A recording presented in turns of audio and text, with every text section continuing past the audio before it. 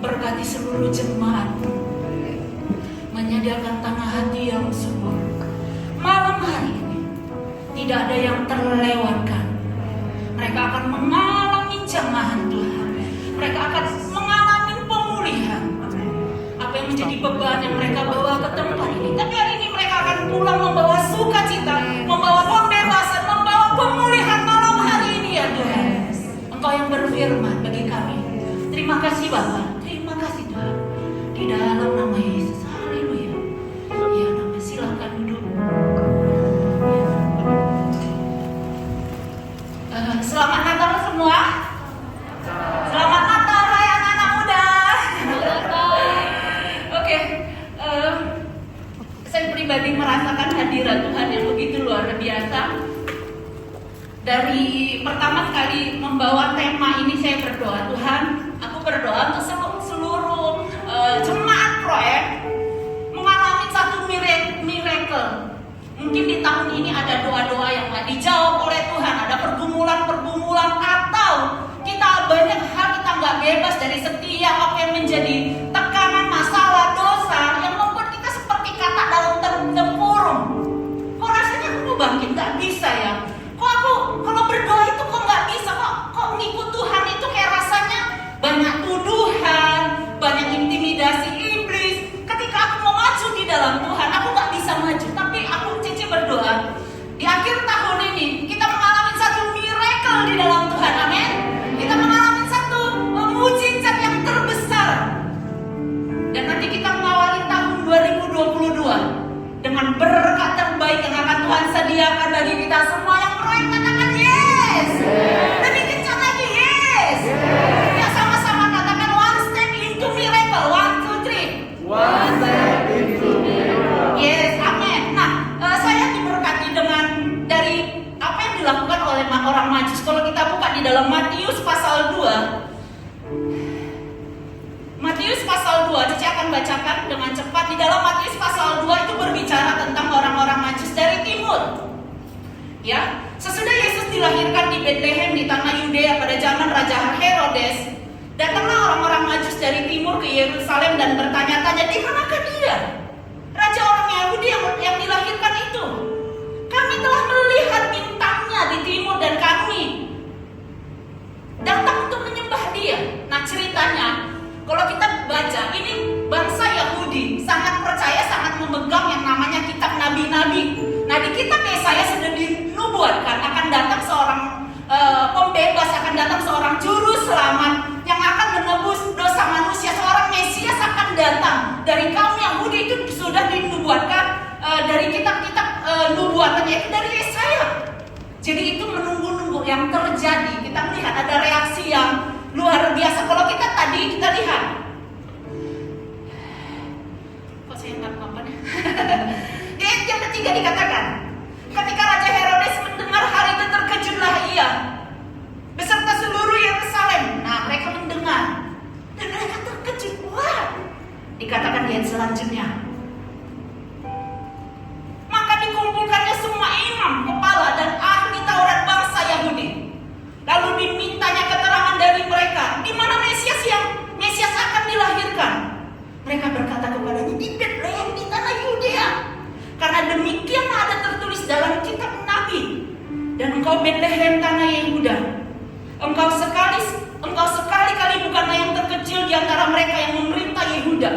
Karena daripadamu lah akan bangkit seorang pemimpin yang akan mengembalakan umatku Israel. Nah, kita lihat di ayat selanjutnya ini, nubuat tergenapi. Tapi kita melihat reaksi apa yang dilakukan oleh daripada Raja Herodes. Ya, kayak rasanya wah, ini pemimpin Yahudi, ini kayak ada saingan ketat nih. Ya, Mesias yang luar biasa akan lahir. Kita melihat reaksi daripada Raja Herodes. Lalu dengan diam-diam Herodes memanggil orang-orang Majus itu dan dengan teliti bertanya kepada mereka, bila mana bintang itu nampak. Kemudian ia menyuruh mereka ke Bethlehem, katanya pergi dan selidikilah dengan seksama hal-hal mengenai anak itu, dan segera sesudah kamu menemukan dia, kabarkanlah kepadaku supaya aku pun datang menyembah dia. Ya, setelah mendengar kata-kata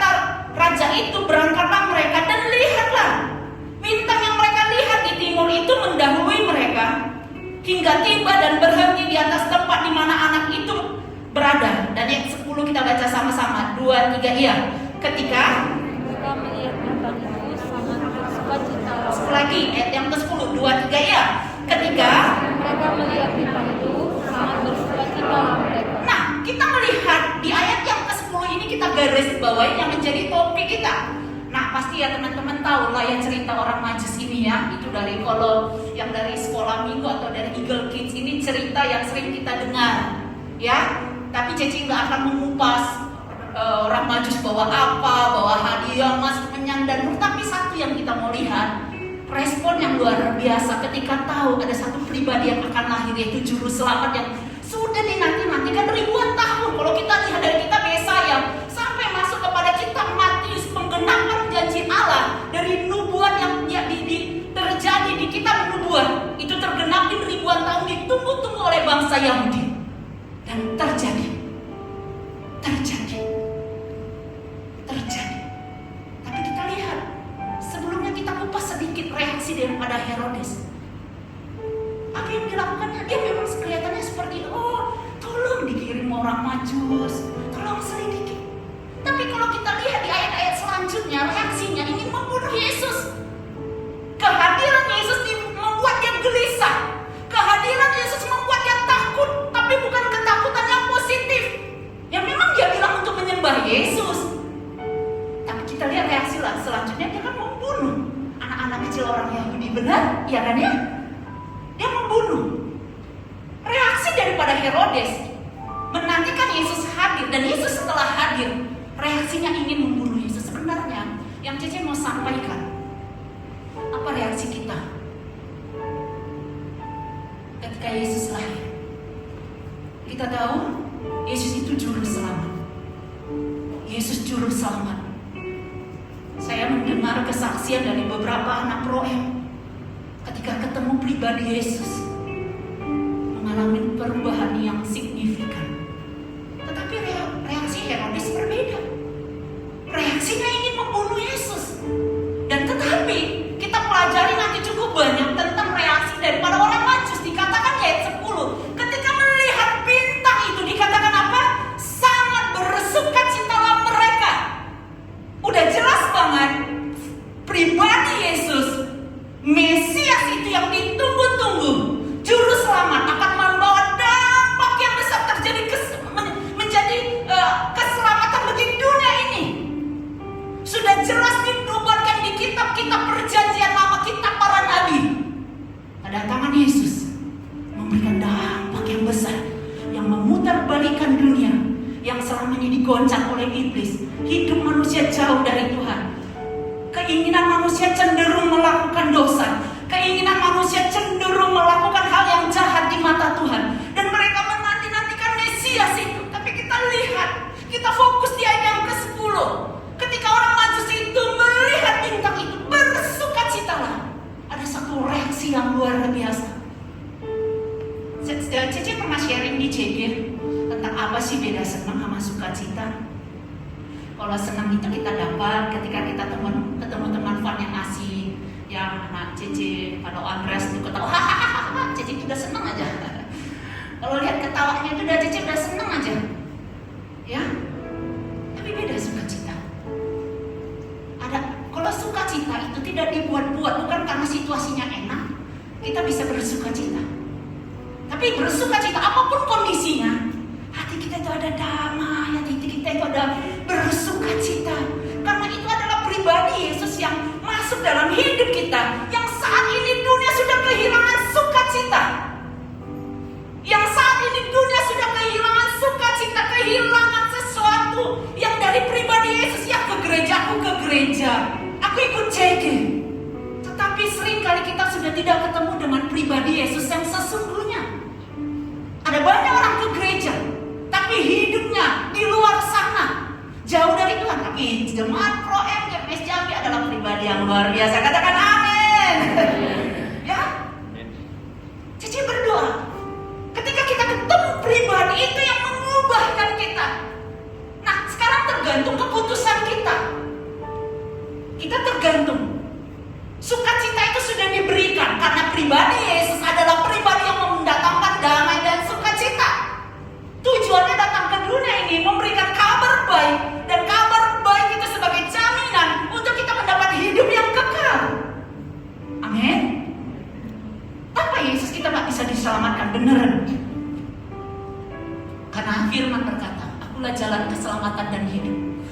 luar Tuhan, aku tidak dapat berbuat apa-apa.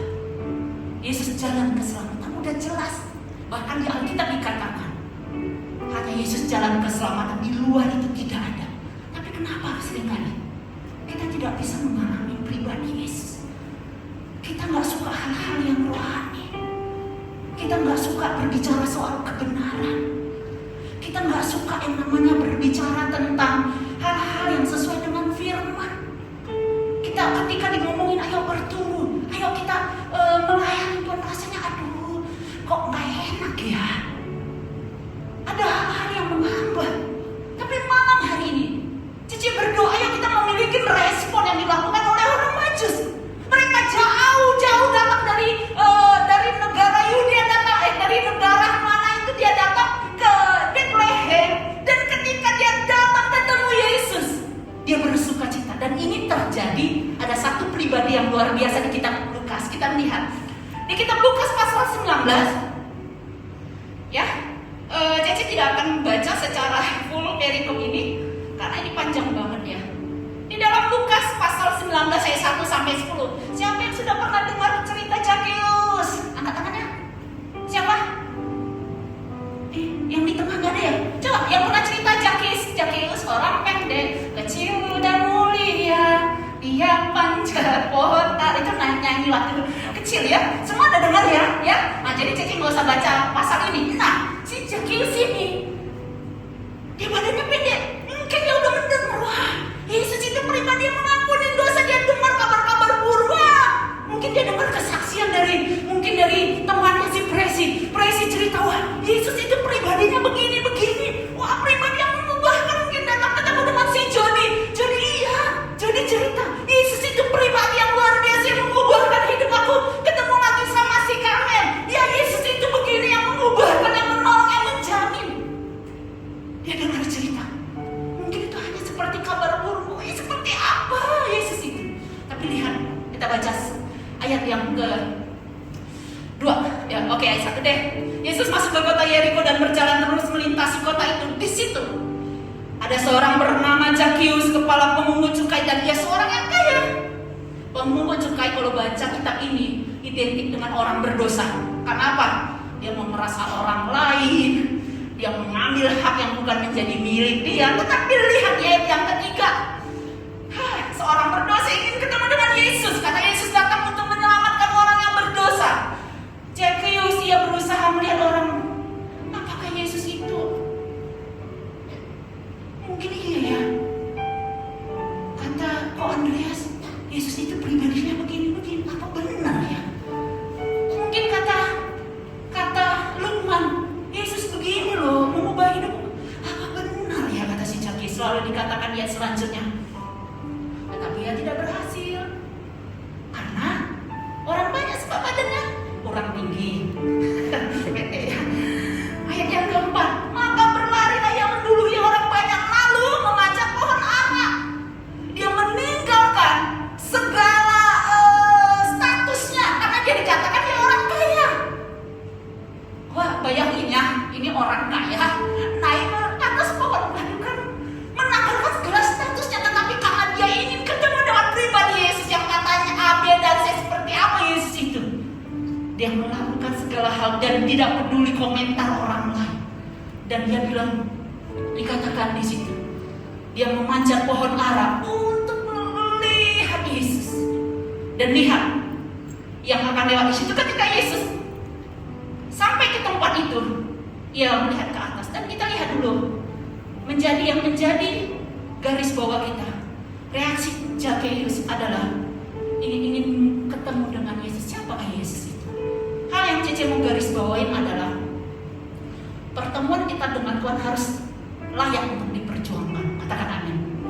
Cece garis bawah, pertemuan kita dengan Tuhan layak untuk diperjuangkan. Ini ada teman-teman anak-anak rohani kita, teman-teman rohani kita Proena yang dari Bangko, bunga. Ini ada Yuli, angkat tangannya. Hai Yuli, ada Nisa. Ini dari bunga, mereka jalan ke sini 7 jam. Mereka kemarin pulang kerja jam 8 malam, terus nyampe ke rumah Cece itu udah jam 2:30 pagi. Mana Lydia Bangko? Hai, ini Lydia nih, ini dari Bangko, ini ya, dari Perintisan. Jujur ya, Cece nggak ada undang mereka datang ke tempat ini. Karena memang Cece megang perimisan di Bungo. Cece nggak ada cek pribadi, datang ya, tiba-tiba Yuli bilang, Amarisna, Cece kami mau ikut Natal Pro-M. Hanya satu, ingin ketemu anak-anak Tuhan dan lebih dari situ. Pengen ketemu dengan Yesus. Pertemuan dengan Yesus layak untuk diperjuangkan. Seberapa besar harga yang kita lakukan? Mahasiswa dari Mendalo, say hai. Ya, Mendalo dari Pondok Meja, mahasiswa Pondok Meja, angkat tangannya, say hai. Mana? Ini dari Pondok Meja. Mereka hari ini ada 2 angkot, perjalanan 30 menit. Layak pertemuan dengan Tuhan. Layak untuk diperjuangkan. Layak untuk diperjuangkan. Ini yang dilakukan Jakis, tapi lihat nanti perjuangan itu akan memberikan satu revival. Perjumpaan dengan Yesus memberikan dampak terbesar dalam hidup Zakheus, sehingga dikatakan nanti, ini Zakheus ini keturunan Abraham. Wow, kita melihat hati yang rindu membuka jalan untuk Tuhan bekerja. Hati yang rindu ketemu dengan Tuhan membuat untuk jalan Tuhan bekerja. Kalau kita lihat, dikatakan di ayat yang ke-5, kata Yesus sampai ke tempat itu. Ketika Yesus sampai ke tempat itu, Ia melihat ke atas dan berkata, Zakheus, segeralah turun. Sebab apa? Hari ini aku harus menumpang di rumahmu. Aku harus menumpang di rumahmu. Ini berbicara tentang apa? Ini berbicara rumah. Ini berbicara Tuhan ingin memulihkan hubungannya dengan si Zakheus yang orang berdosa. Tuhan memulihkan hubungannya dengan Zakheus, itu berbicara rumah. Bisa aja Yesus lewat, hai Zakheus, menjadi masalah cerita. Tapi Tuhan bilang, hai Zakheus, aku mau menumpang di rumahmu. Artinya Yesus mau singgah. Yesus melakukan hubungan. Kenapa ini hal yang Yesus lakukan? Tahu nggak? Banyak iblis memporak-porandakan hubungan kita dengan Tuhan, sehingga kita ibadah nggak ngalamin apa-apa. Kita Kristen hanya status sedih. Ketika berbicara tentang rohani, apa sih rohani banget? Cece bilang sama anak-anak Cece, kalau dibilang rohani kok senang, memang kita berbeda ekstrim. Kita nggak sama dengan cara pola dunia. Amin, amin, amin. Kita beda. Jangan, kadang banyak orang udahlah jangan sok rohani di kampus, di kerjaan. Hai anak-anak Pro-M, kita memang berbeda. Yang selama ini hubungan kita dengan Tuhan itu sudah diporak-porandakan karena dosa. Makanya Yesaya 59 ayat yang kedua dikatakan, yang merupakan pemisah antara kamu dengan Tuhan adalah segala dosa.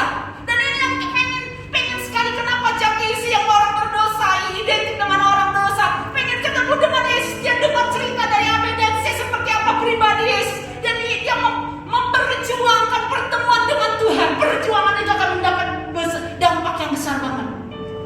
Kenapa hidup kita kayak rasanya monoton? Kayak rasanya, aduh, ngomong soal rohani Ceke, udahlah Ceke, jangan, aduh, baptis lagi. Iya, yang gereja baptis itu. Oh, gereja kita gereja yang sesuai dengan firman. Banyak orang, tapi itu di luar sana. Di sini anak Pro-M adalah yang luar biasa. Kalian hari ini datang ke tempat ini adalah karena perjuangan. Apalagi anak-anak dari mahasiswa ini musim-musim ujian dan sudah liburan. Besok kerja tapi datang malam hari ini. Itu perjuangan. Dan lihat apa yang terjadi. Lalu Zakheus segera turun dan menerima Yesus dengan sukacita.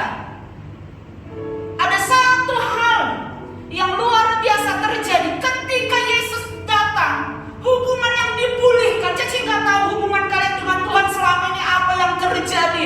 Apakah kita hidup sudah di dalam free sex, narkoba, hidup di dalam nggak sesuai dengan firman Tuhan. Tapi hari ini kalau engkau datang, pulihkan hubunganmu dengan Tuhan, perdamaikan hidupmu dengan Tuhan. Karena pada awalnya kita diciptakan karena kita berharga, tapi hubungan itu sudah dihancurkan oleh iblis. Makanya hidup kita sesuka hati, dimuridkan susah, diarahkan susah. Anak muda egonya tinggi banget. Ketika diomongin, wah ini leaderku cara menasihatinya kok begini-begini. Yang disalahkan leadernya, perubahan gak ada, keluhan banyak. manusia ketika hubungan itu sudah hancur, kecenderungan yang terjadi, hidup yang tidak sesuai dengan nilai kebenaran, kecenderungan manusia memberontak. Tapi lihat ketika hubungan itu dipulihkan, apa yang terjadi? Ketika ada kerinduan, di situ Tuhan bekerja. Dan dikatakan di ayat selanjutnya, ketika Yesus sampai ke tempat itu, kita melihat Tuhan bukan hanya mau berperkara untuk jawab untuk doa-doa atau keluhan-keluhan kita yang naik kepada Tuhan, tapi Tuhan mau berperkara memulihkan hubungan kita dengan Tuhan. Untuk Tuhan menjawab doa, ya, Tuhan gampang sekali menjawab doa. Tetapi yang paling penting, hubungan yang dipulihkan. Bangun hubungan kita yang dipulihkan dengan Tuhan. Dan sampai apa? Tuhan itu mau datang ke rumah Zakeus. Kita melihat pertemuan kita dengan Tuhan, pertemuan dengan Tuhan, pertemuan Zakeus dengan Tuhan mengubah sejarah hidup Zakeus. Cici ulangin, pertemuan dengan Tuhan mengubah sejarah hidup manusia. Sebab Tuhan itu masternya mengubah sejarah hidup manusia. Cici ulangin, pertemuan kita dengan Tuhan itu bisa mengubah sejarah hidup manusia. Karena Tuhan masternya mengubah sejarah hidup manusia. Lihat, waktu Yesus mau datang ke rumah Zakeus, apa reaksi orang? Wah, Zakeus kan orang berdosa. Datang orang mengintimidasi. Zakeus ini begini. Dia mencuri hak orang lain. Yes, itu benar. Iya, orang berdosa. Tapi lihat, Yesus mau datang memulihkan hubungan itu. Dan kita lihat, ketika Yesus hadir ke rumah daripada Zakeus, tidak ada yang Tuhan gak sanggup ubahkan. Tapi itu tergantung keputusan Zakeus. Kita melihat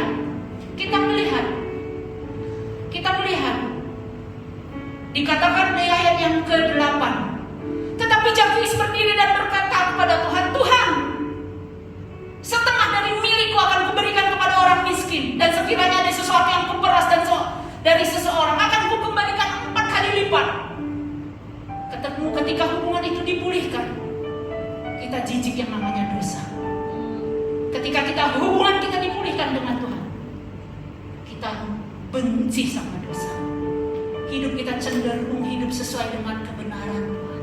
Cece bersyukur tahun ini, ya Cece di sini belum begitu lama, tapi diberikan anak-anak rohani yang luar biasa.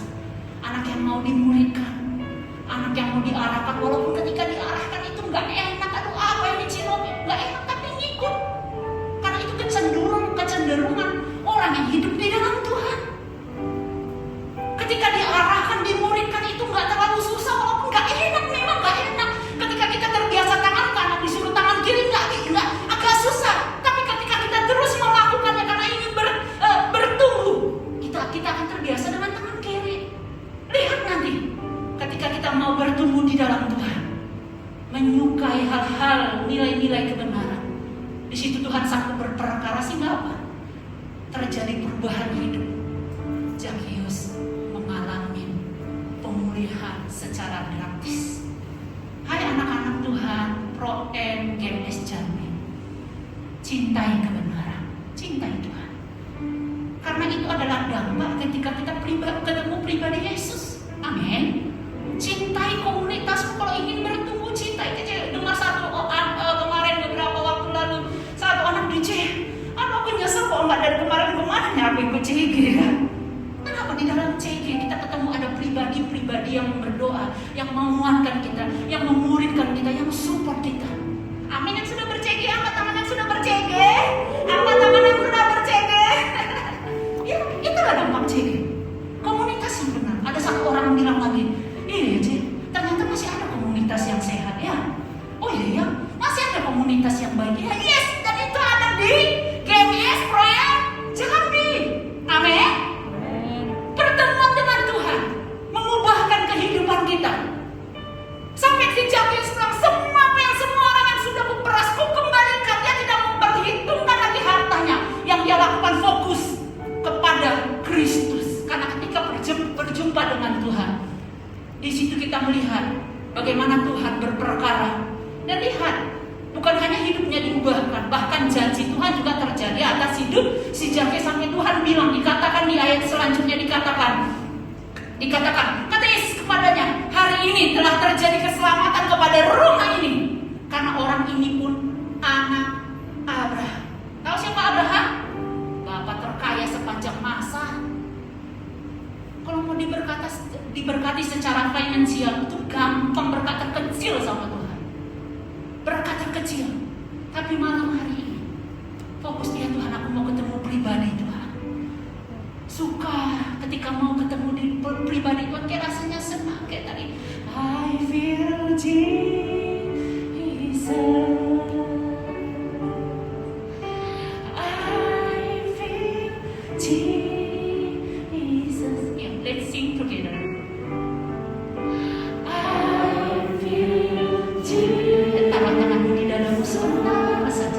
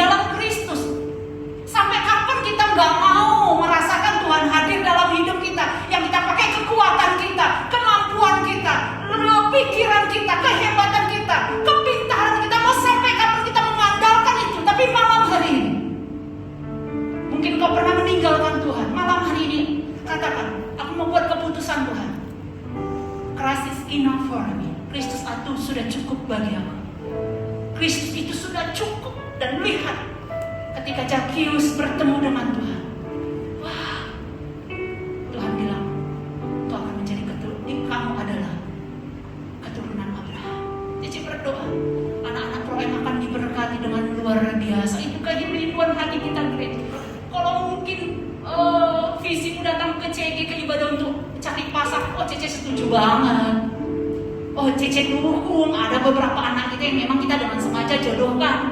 Cece nggak maksud dari yang sudah ada espro itu yang hasil ketemu di rumah Tuhan, itu sukacita kami gembala, orang tua rohani. Tapi fokus kita adalah Kristus, bertemu dengan Kristus, katakan amin. Aku mau ketemu dengan pribadi Yesus. Dan kita melihat Yusuf, gak usah dibuka, di Kejadian pasal 50 ayat 20 dikatakan, kita melihat kisah Yusuf. Yang Cece mau garis bawahi, ketika ketemu pertemuan dengan Tuhan itu mengubah sejarah hidup manusia. Karena Tuhan masternya mengubah sejarah hidup manusia. Kalau ngomong finansial, itu berkat terkecil. Ketika Yusuf, ada orang mereka hal yang jahat, tapi lihat, ketika ada orang berniat jahat itu, Tuhan di depan kita menjadi tahan. Yusuf itu tenang aja kerja sebagai pembantu rumah tangga di penjara, dia hanya memuji Tuhan. Tapi Yesus menjadi tahan dia. Saat dikatakan di Kejadian pasal 50 ayat yang ke-20, ada di depan kita sama-sama baca 2-3 ya. Memang tetapi Allah telah memperkatakannya untuk kebaikan dengan maksud melakukan, yakni melihara hidup suatu bangsa. yes, mungkin ada orang berniat jahat, tapi Yesus itu menjadi orang terdepan, kita di belakang. I have decided menyembah Tuhan, Tuhan engkau baik. Ada orang yang berniat jahat sama kita, tapi Tuhan bilang, setiap orang yang mereka yang jahat, aku di depan Allah. Aku Allah yang akan mengubahnya menjadi kebaikan. Koneksi kita dengan manusia nggak menjamin masa depan kita berhasil. Yes, bangun koneksi yang bagus. Ya, di proyek ini Cece senang, mahasiswa bangun koneksi sama orang kerja, Cece senang. Tetapi yang paling penting, pribadi Yesus rasakan setiap saat. Miracle yang sesungguhnya terjadi ketika Yesus hadir dan berperkara atas hidup kita. Amin. Miracle yang terjadi, ketemu dengan Tuhan. Miracle yang sesungguhnya, kejar pribadi Tuhan. Mungkin kau selama ini berkata, wah, aku ikut Tuhan itu kayak suam-suam kuku, kayak aku gak ngerasain apa-apa lagi, kayak ikut CG biasa. Tapi malam hari ini alamin miracle, bertemu dengan Tuhan, bertemu dengan Tuhan. Kita melihat milikin hati yang gampang, yang mau, yang rindu, seperti Zakeus ingin ketemu dengan Tuhan. Cici selesai tentang anak yang hilang. Anak yang hilang itu hubungannya sudah dihancurkan dengan bapaknya karena apa? Keinginannya. Bapaknya itu biarkan, oke, kamu mau hartaku silakan. Bapaknya itu nggak ngarang kan. Kalau baca di kitab Lukas pasal 15 ayat 11 sampai 32, PAW silakan maju ke depan. Cici akan selesai di sini. Di Lukas pasal 15 dikatakan di situ cerita itu anak yang hilang itu mau harta bapaknya. Oh iya, kamu masak tuh, dikasih tuh harta, dikasih harta, silakan. Aku kasih kenikmatan dunia, harta dikasih. Dan dia pergi foya-foya. Kalau cerita aslinya itu dia, kalau negara dia ke Paris, menikmati kesenangan dunia sampai hancur banget. Baru dia kembali kepada Bapak. Cici mau bilang, jangan sampai kita hancur baru kita cari Tuhan. Jangan sampai Tuhan buat biarkan kita. Jangan sampai kita hancur total baru kita datang kepada Tuhan. Walaupun nanti anak yang hilang ada kesempatan kembali kepada bapaknya. Tapi hari ini, kalau engkau ada di rumah Tuhan, cari Tuhan. Cici pernah cerita satu, waktu Cici mengembalakan AOG di Pekanbaru, waktu itu kami retreat. Singkat cerita, kita itu retreat itu bagaimana membangun pertumbuhan anak-anak Army of God. Singkat cerita, berapa tahun kemudian, sekitar 2-3 tahun, Cece lupa, sekitar 2 tahun kali, kami pengen pelayanan ke penjara anak remaja. Dan hati Cece yang paling sedih, ketemu dulu yang ikut retreat, ya dia memang gak tertanam di CG, tapi dia itu ikut retreat. Dan di situ Tuhan pulihkan banyak anak-anak muda. Banyak sekitar belasan yang memberi diri dibaptis, sekitar 17. Tapi Cece sedih, 2 tahun kemudian ketemu dengan satu pribadi. Dia masuk penjara, karena apa? Pergaulan yang gak benar. Hanya disuruh kalau begal-begal ya, coba kamu bunuh orang, hanya tes gitu dong, ikut.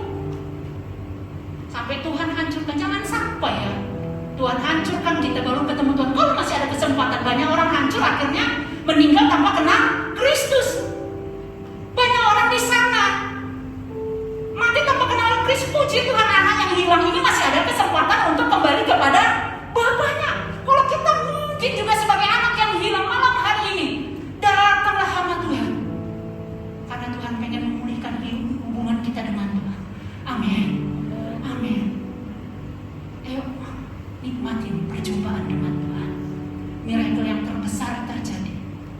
ketika ketemu dengan satu yang kita lakukan, one step aja, one step.